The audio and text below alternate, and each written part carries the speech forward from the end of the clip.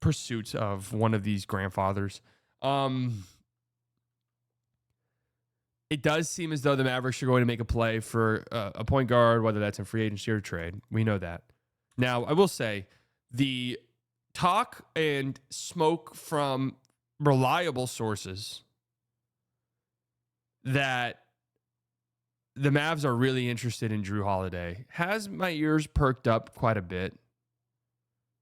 Right? Mark Stein has said that the Mavericks are expected to at least explore whether there are any feasible trade pathways to land Jrue Holiday. Now, we've sort of workshopped some potential trades for Jrue. It's very, very difficult. It's very, very complicated because the Celtics are a second apron team. They can't aggregate contracts. The Mavs are right on the verge of that. The moment they aggregate contracts, they're hard capped at the second apron. Both teams are needing to save money, both the Celtics and the Mavs. So this would have to be a 3 or 4 team trade. And 3 or 4 team trade. And we've mapped it out. And I've kind of, I just think Jrue's old. Like, that's it. I think Jrue's old. I think he lost a step, and he's about to be 35, 36 years old. Like, guys don't just regain steps at 35 years old. Guys don't just we're like, 35 was a tough year for me, but 36, I'm back in my athletic peak form. Like, it doesn't really work like that. And he's $30 million a year for the next 3. So if this were 3 years ago, man, I would be like, dude, fuck it. Trade everything for Jrue outside of like your picks, outside of the number 1 overall pick. I'd be cool with trading almost anything for like a 31-year-old Jrue Holiday. I think it just fits so perfectly with the team. But the contract makes it next to impossible. Now I've sort of worked. We've done mock trades. I've shared them on here.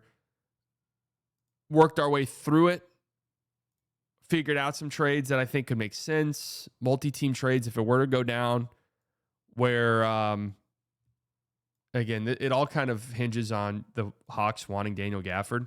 But if you feel as though we're not going to be able to pay Gafford, we're not going to be able to pay Washington, let's trade those guys. I think there's pathways for you to land Jrue while also getting assets in return. This was a trade that I workshopped.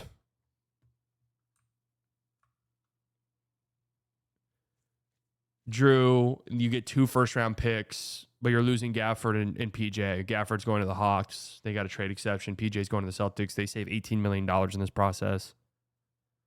I don't love it necessarily. Again, because I just go back to, I'm just not there on Jrue Holiday at this point in time. And whoever the Mavs are going after, going to have a decent role. A lot's going to be asked of them for the first 4 or 5 months of the season.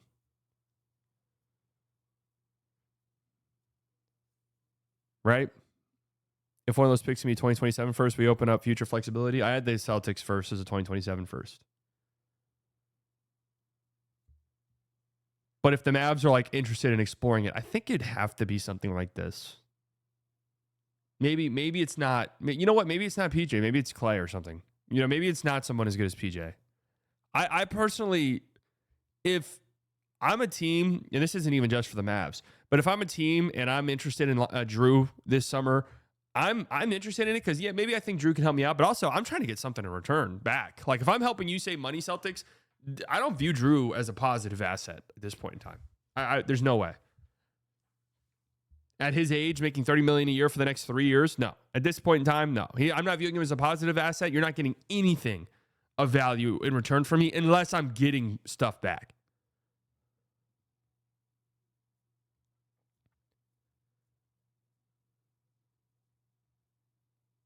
D. White would actually be perfect. Interested in pursuing Jrue. Sounds like the Mavs want him. Interested in exploring whether there's any feasible pathways. Sounds like he's bottom of their target list. That's one way to look at it. To me, what that sounds like is we'd like to have Jrue, but similar to what I was saying. We're not giving up much for him. Like, we're interested in exploring whether, like, maybe we can get off some money while making this happen. You guys get off some money. We're not giving up much of a return at all. I can't imagine it. Now, I will say this.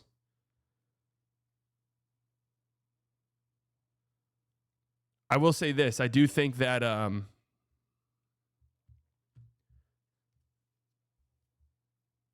where was I going? I forgot. Honestly, I forgot. I don't think it's going to happen. How about that? Do you think Nico views Jrue as a negative asset? I think with how close the Mavs are to the second apron already, probably. Chances of these rumors being used to pressure the Lakers and trading Austin? Not that high.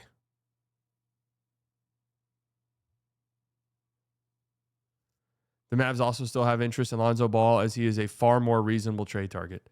So Lonzo's name has been coming up in my opinion, a shocking amount.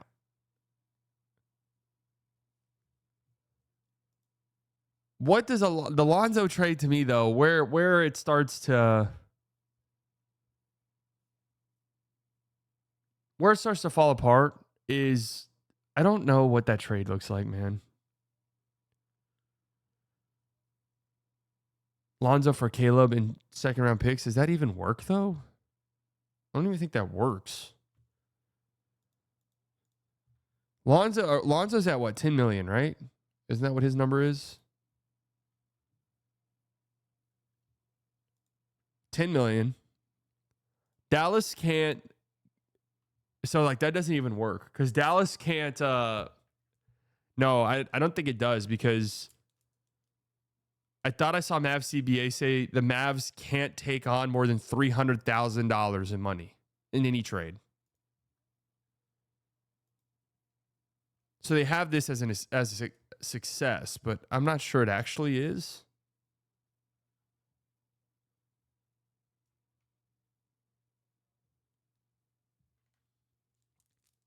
At Omax. So then the moment the Mavs aggregate contracts, they're hard capped to the second apron. So Caleb Martin and Omax for Lonzo.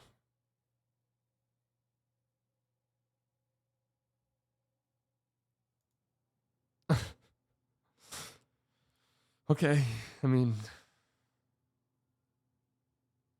no, but it's the apron rules. It's aggregating contracts in a trade, hard caps you. It's a fucking whole complicated ass process.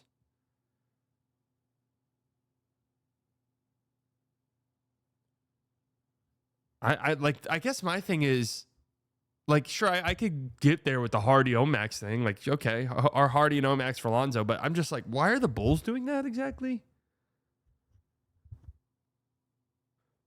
You know, like I'm kind of, all right, Hardy, do we think teams view him as a positive asset? He's making $6 million a year for the next 3. Do we think the Bulls are like, hell yeah, we want him? Like, we could see a pathway for Hardy. Omax is probably a 0 asset. I love the guy, but I can't imagine Omax is moving the needle. So what? The Bulls are just like taking a shot at one of these guys? Not sure why. I don't even know if this trade works, actually, because the Mavs are taking on nearly $1 million more. I don't even think that's possible for them.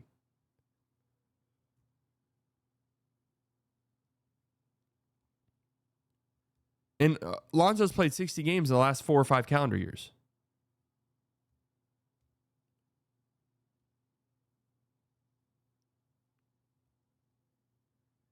I just like this trade's actually, I don't know. I guess what I'm saying is I'm struggling to figure out how this trade makes sense without it being just like kind of a disgusting, gross overpay for the Mavs. Is sort of where I'm at. Like, you could get there. You can make it happen. There's definitely trade avenues there. Right? But what's the trade where you make it and you're not like, what the fuck? Why did they do that? Like Lonzo? I mean, I like him, but 30 games?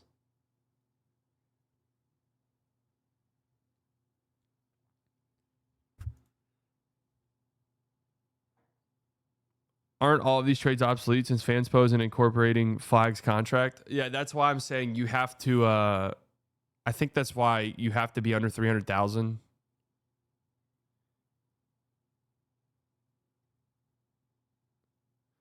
You can't make more than three. You can't be bringing on more than 300,000.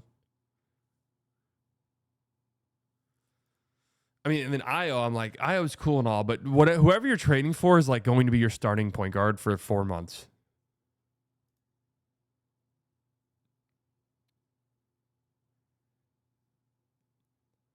So Chris Paul has now become an interesting name as well. Where, believe it or not, Chris Paul is now the betting favorite to land with the Dallas Mavericks in free agency. All right.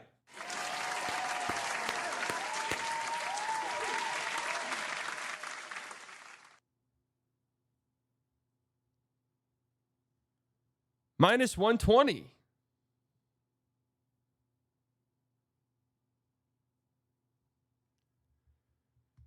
Can we sign him? Yeah, you can. Chris Paul for a minimum. Absolutely. It's possible.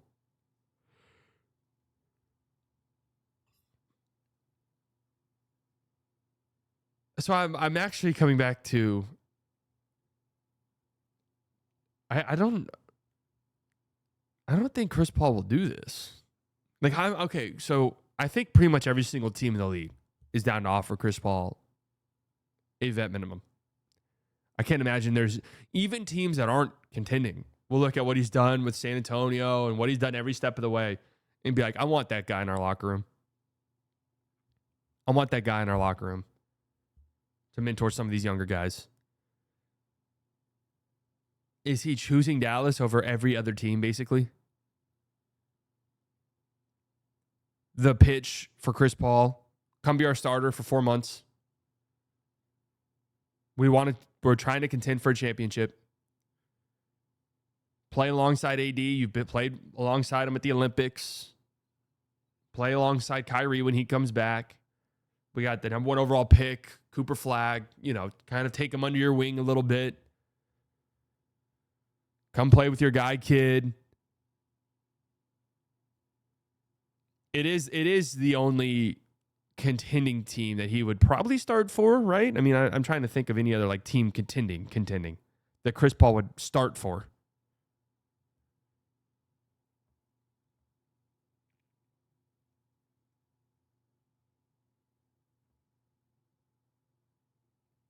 Or would it be one of the LA teams be like, hey, Chris Paul, come home, man. Probably your last year. Come chill with the family, play close to home, play on the West Coast. You can come off the bench for us. Or a team says, hey, Chris Paul, we got $10 million, like the Spurs did. We got money to spend. We have no one really to spend it on. Come here for your $10 million. Maybe we'll trade you at the deadline.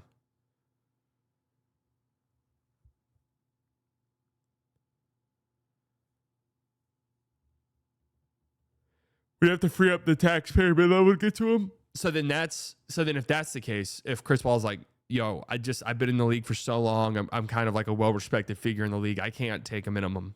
Like, I can't do it. It doesn't set a good precedent. Teams will pay me. I'm not taking a discount.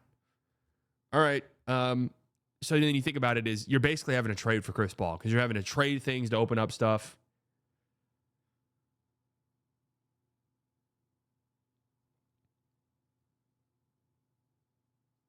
He can take MLE mid-level 5.6. Yeah, but again, the Mavericks have to open that up. They're not going to have that more than likely. They're going to have to make moves to get that. Dump salary. Now, maybe that could be easy. No, Kyrie's extension, Cooper Flagg at like, what is it? $14 million against the cap or something like that, his cap hold. They're gonna be a second apron team without moves.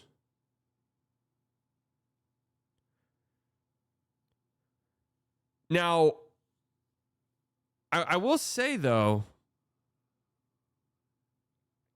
I'm going through all of this in my brain, and I am thinking to myself, well, what if, can you not just bring back Exum? Like, what's Exum's market? Is bringing back Exum like on the table? Because honestly,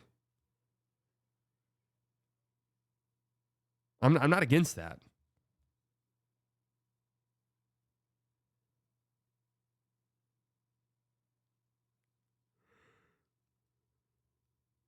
Exum's injuries concern me though. Yeah, but the guys we're talking about right now, you're talking about a 40-year-old Chris Paul, who maybe you have to trade stuff to open up and they might have to do that anyways. Do they have Exum's bird rights?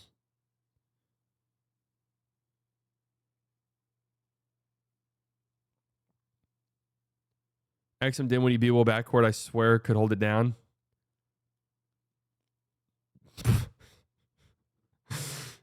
I made this in the Lockdown episode I was on, where I was like, I wouldn't be all that surprised if that's our backcourt, Exum, Spence, and B Will. Like, that really wouldn't surprise me. And Isaac was like, nah, they're getting someone. Like, there will be a new player on the team for sure. No bird rights for Exum. Yeah, how long do you have to be with the team? Isn't it like 4 years or some shit?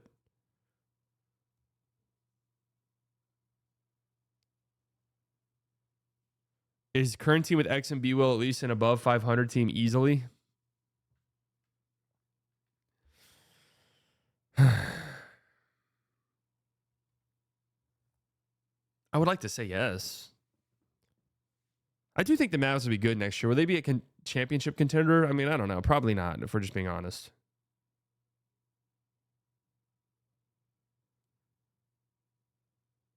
Hardy hasn't been mentioned once. What happened to that young man?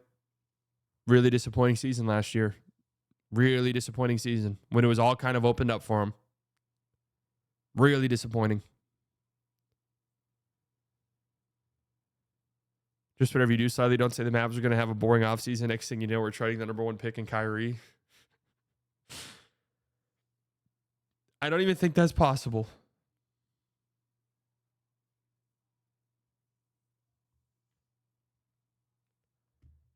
I'll tell you right now, that's not happening. Stamp it. Hardy was a top high school prospect, yes, but it hasn't panned out, man. And he's had opportunities. He has. I saw 6 rings of steel saying the Mavs should run Flagg at point guard. He'll have some on-ball responsibility. That's why I think the Mavs are actually a great landing spot for him, and beyond like the slightly biased side of me. The why I think the Mavs are actually a great landing spot for him is because he'll get on-ball responsibilities without like having to be the point guard. Like, he can play off ball, he can play off of AD, he can play off of Kyrie. You know, hey, the Mavs go get Chris Paul. He can have that level point guard, that floor general, that basketball genius to play off of. But he'll also have times where it's like, hey, Cooper Flagg, go get us a bucket. Go get us a good look. I think, people are like saying it's one of the worst landing spots for him. I mean, that's just emotional. Like, I think it's objectively one of the best ones in the lottery for him. Did he bring the ball up the court for Duke? Oh, yeah, all the time. That's one of the things that's so exciting about him. So anyways, Chris Paul is currently the betting favorite. Or the Mavs, I guess, are currently the betting favorite to get Chris Paul. We'll see about that.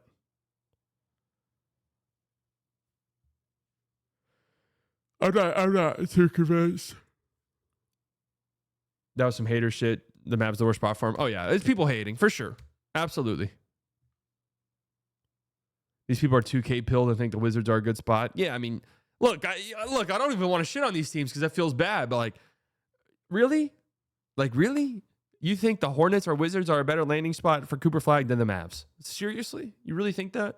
The Wizards are doing some good stuff. Like, that's why I don't really want to poo-poo them.